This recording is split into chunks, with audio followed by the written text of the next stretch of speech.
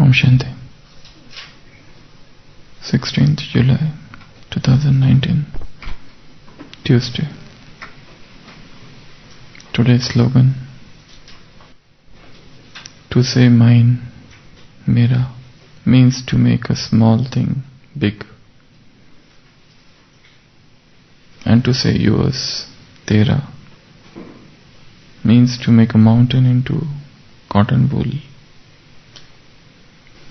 So today's slogan is: to say mine means to make small thing into big thing, and to say yours means to make a mountain into a cotton wool. When the center of the focus is mine, when the center of the existence is mine, anything that interferes with mine causes disturbance. Anything that touches this mine causes disturbance. Anything that comes and tries to move mine is disturbance. So there is a I, and there is my, and there is mine. All these things are associated with ownership. All these things are associated with possessive nature. All these things are associated with extremely defensive attitude. All these things have got some amount of selfishness. So when the selfish interests are compromised, the I is hurt, the mine is hurt, and the my is hurt. So when the I, mine and mine are in the stage of upheaval, we tend to make small things into big things. When I, mine and my are hurt, they cause a great disturbance.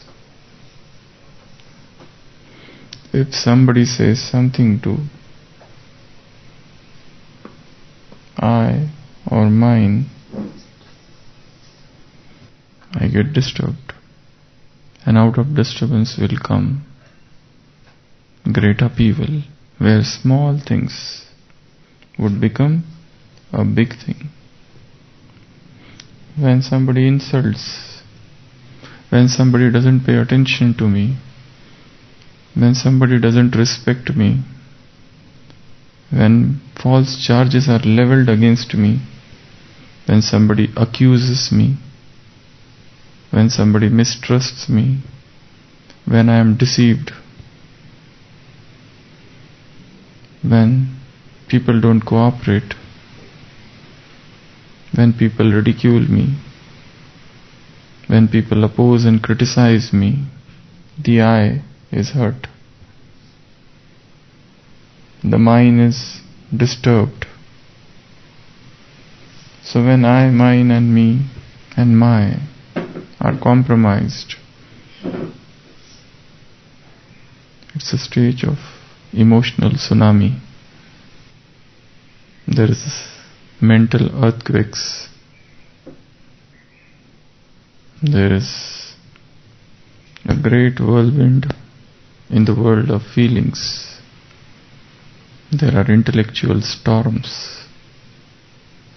There is a rain of hurts. That's why what we do in such cases, the smallest thing convert into a big thing. If somebody does something against me and I get to know about it, I get disturbed. If somebody does something against me, if there is a plot against me, I get disturbed. And what I do?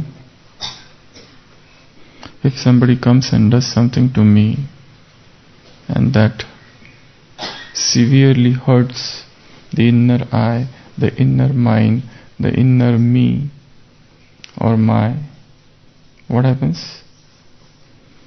We tend to retaliate. We want to take revenge. We avenge it.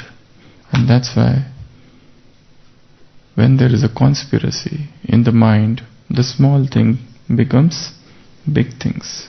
So to say mine means ownership. To say mine means selfishness. To say mine means I become defensive. To say mine means I am overprotective. To say mine means I cannot tolerate. There is a loss of tolerance. There is a growing sense of intolerance. Suppose this pen is mine. I say this is mine. And if somebody takes it, I will not like.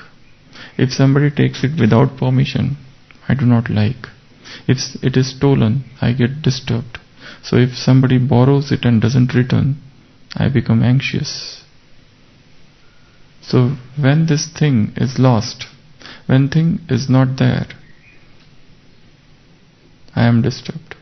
And when I get disturbed, I make every small thing into big scene. The small scene is converted into big scene. The small drama is converted into big drama. The small battle is converted into a big war. And the relationships are disturbed.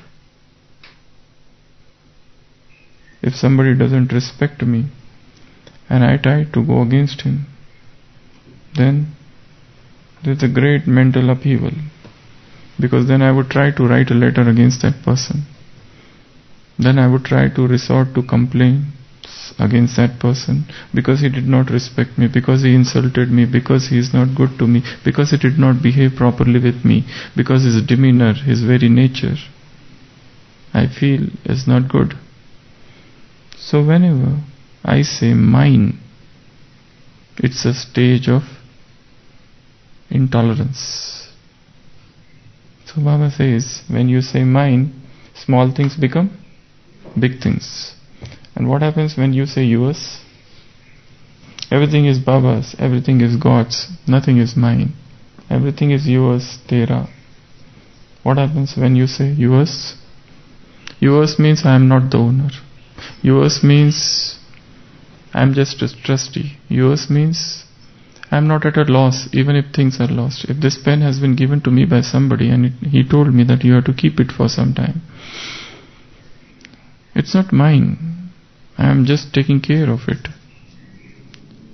And somebody takes it, I know that that person might return it back again. So I am not that much worried, anxious. So what happens when we say yours? Baba says, when you say yours, it means that mountain turns into a cotton wool.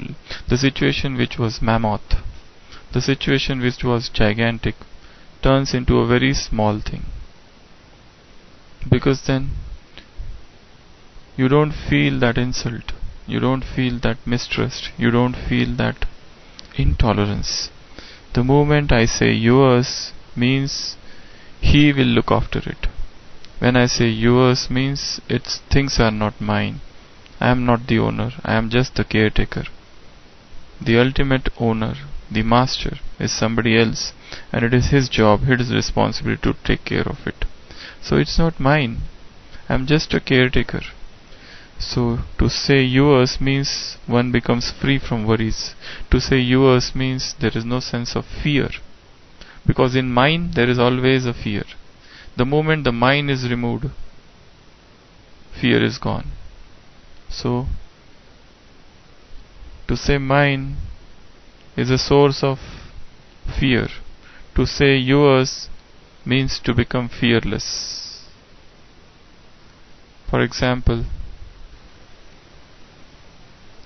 there was a man and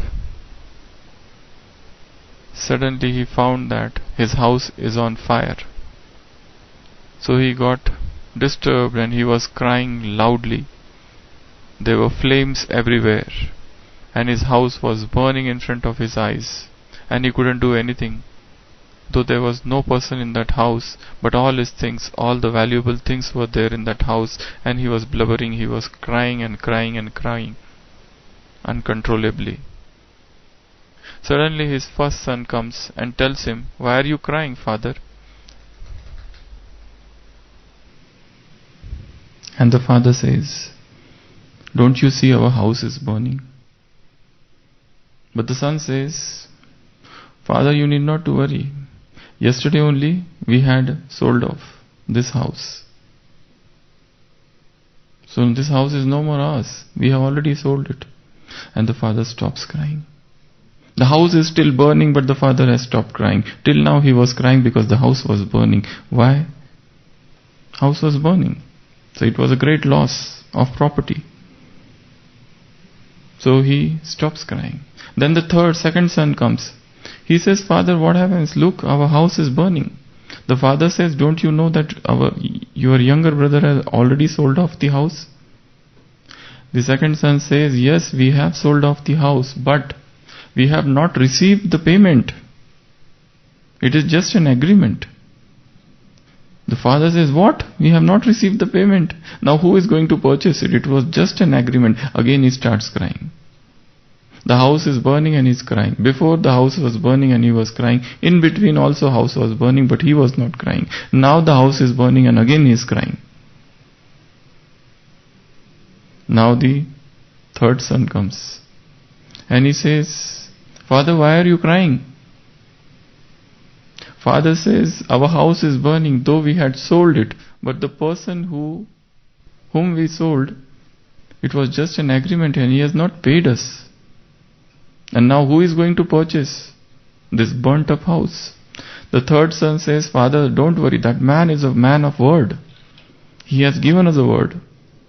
Even though he has not paid, but he will definitely pay, and no matter whether the house is okay or burnt, he is going to purchase it." And the father stops crying again. So there are 3 stages. The first time he was crying, then he stopped crying, then he again started crying, then again he stopped crying. In all the 4 cases, the house was burning. Now what is the difference? First, it was mine. That's why he was crying. Second, it was not mine because somebody else has taken it. Third, again he was crying because now that person might not take. Again it has come back to me. So I am crying. So crying has nothing to do with house. Crying has to do with mine.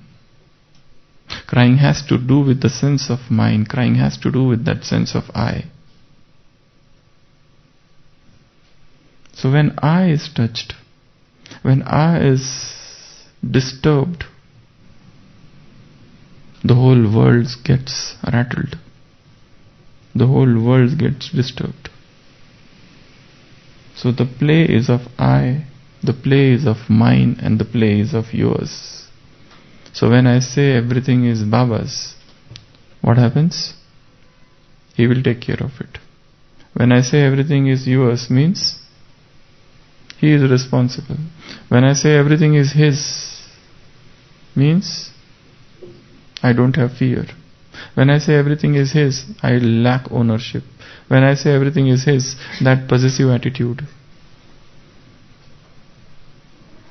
goes away. When I say everything is his, I become carefree. When I say everything is his, I can sleep nicely because he will take care of it. I need not to worry.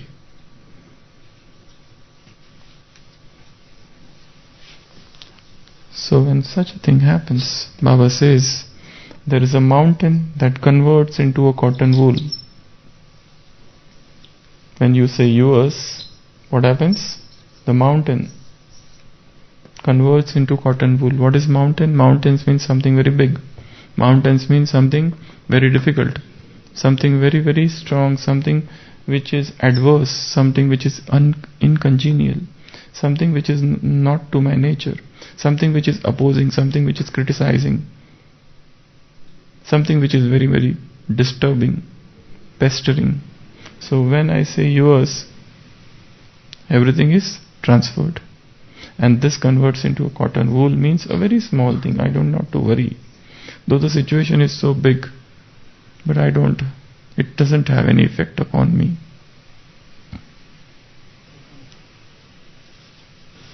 So that's what is the magic of yours. So one should have this habit of saying that everything is Baba's. It includes everything. For example, what all things are Baba's? Arvind bhai, what is Baba's? First of all, this body is his. It has been given to me for the sake of service and for the sake of tapasya. So this body is his. I have to look after it. But that doesn't mean that I have to pamper it. That doesn't mean that I have to overfeed it. That doesn't mean that I have to become overprotective of it. That also doesn't mean that I neglect it. So there is a sense of balance for body. Because it has been given by him, it is his. Saint Francis of Assisi, when he was dying, he made a prayer to his own body, because his life was a life of tapasya, his life was a life of penance. Throughout the life, he kept many fasts. And when he was dying, he made a prayer. In the prayer he said, "Oh my body, I'm very much sorry. I made you suffer throughout my life, but now towards the fag end of this life, I am very sorry. It's in you that I realize the Lord. In you that I worship the Lord. It is in you, because of you, that I could do all the good deeds in my life. That's why, body, I am really sorrow." So he asked for pardon to his own body towards his end. So be thankful that we have got healthy body. Be thankful that God has given this healthy body. Be thankful that we can do all those purusharths, efforts. That is possible.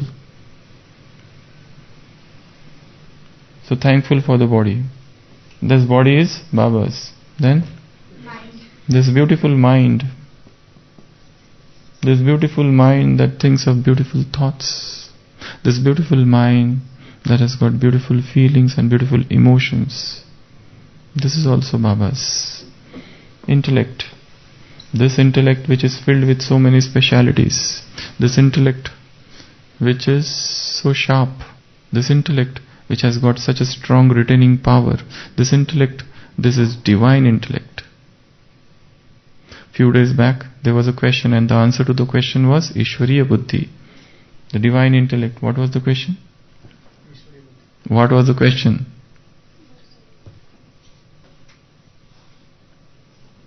Who gets the inheritance? Who gets the inheritance from the Father?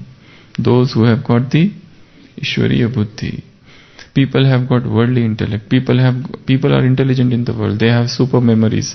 They are the people who invent so many things. They are scientific people in the world. But in spite of all those things, do they have divine intellect? No. Divine intellect is someone who has recognized the God, who has come in a very ordinary form. When God comes in the ordinary forms, avajananti mam muda. O Arjuna, fools deride me, fools laugh at me when I come in the ordinary form. So when he comes in the ordinary form, Manushi Tama Ashrita, when he takes the body of an ordinary human beings, those souls who have recognized him, those souls who have known him, they are having divine intellect. So be thankful that we have got divine intellect. And this intellect is his. So when I say that this intellect is his, so this intellect will be useful for his service. Then what else? Resolves, decisions. All his decisions are his, nothing is mine. I don't decide on my own. He makes me decide. He makes me take the decision. It is his Srimad I walk upon. So he decides for me. I don't do anything. We move, we live, we move and have our being in him. Bible says, Everything about us is upon Him. It's with Him that we live. It's with Him that we move. It's with Him that we are going everywhere. So all our decisions are His. Then sadhan, facilities, all this resources that is we have, that is His. The place, this Madhuban, everything is His. Everything is the first. So whatever places we have, this is Baba's place. He has kept us here. So this place is His. What else? Relationships. This Brahmin family is His. This yajna is His. This is His yajna. This is His family. These relationships, all relationship with Him, that's different. But His everything. Then what else? Whatever attainments we have, they have come from Him. They are not of my own doing. It's because of His power, His force that I have become so rich. So all the treasures I have are His. All the fortune I have is His. All the attainments I have is His. All the blessings I got are His. All the virtues I have are His. All the service that I do, that is His service. I am not doing anything on my own accord. So it is coming from Him. All the knowledge that I have has flown from Him. All the time.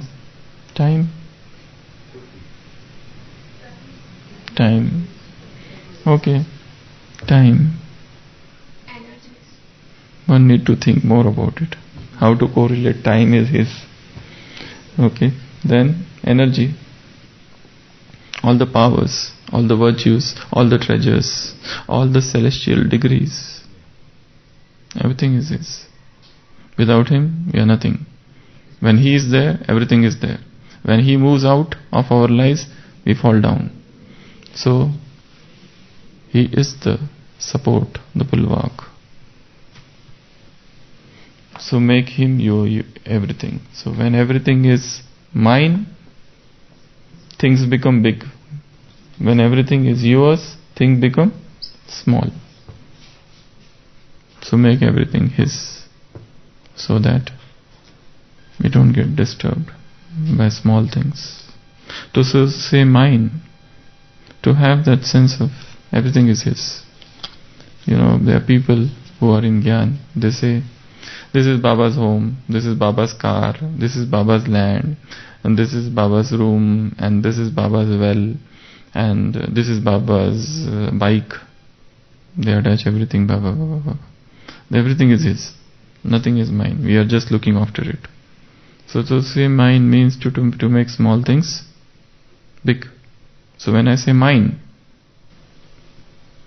I become overprotective. There's a disturbance. And when I say yours, I don't have to worry. It is His, He will worry. For example, in Ramayana, when that Angat, he comes back after having performed some heroic activities in the court of Ravana. He is asked, you kept your foot like that, and you said that if anybody would move this foot, Sita I will return back the Sita.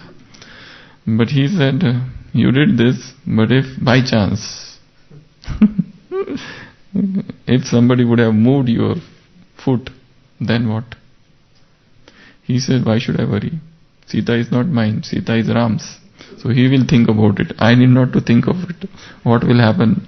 So it was his task. Onus was upon Ram, because I took his name and I said that whosoever moves the foot, Sita would be given back. Sita would be yours permanently. So there was a shift of responsibility. But that doesn't mean that we become irresponsible. We have to stop taking care of things. So say yours all the time. Everything is His. So mountain would become cotton wool. The Himalayan circumstances would become small hillock.